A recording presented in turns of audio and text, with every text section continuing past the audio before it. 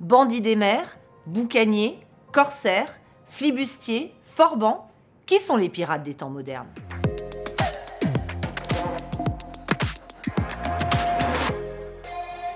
Aujourd'hui, 2 régions sont particulièrement concernées par la piraterie et le brigandage.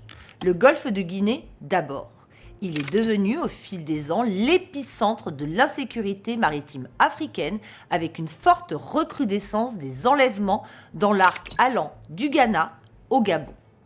La zone des attaques s'est ensuite étendue du Sénégal à l'Angola le long d'une côte de 5700 km avec une intensification autour de l'archipel de Sao Tomé et Principe.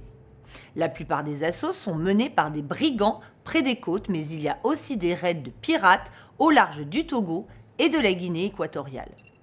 En revanche, dans l'océan Indien, après le pic de 2011, la piraterie a significativement baissé, même si certains groupes restent actifs. Mais qui sont donc ces flibustiers des temps modernes ? En Somalie, il s'agissait généralement de voyous des mers, des pêcheurs pauvres qui rejoignaient des organisations criminelles.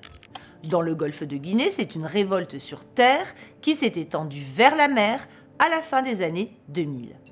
À l'origine, des Nigérians issus de différents groupes criminels du delta du Niger s'insurgeaient contre une redistribution jugée inéquitable des richesses de l'exploitation du pétrole.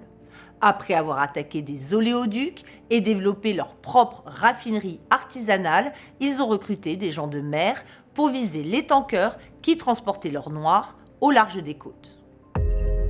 Des solutions plutôt efficaces ont été trouvées à la fois par les États africains, les organisations régionales du continent et les partenaires internationaux. À l'Est d'abord, les actes de piraterie ont fortement diminué grâce à l'installation de gardes armés à bord de navires commerciaux, l'utilisation de systèmes de localisation par satellite, mais surtout grâce au déploiement de bâtiments de guerre internationaux.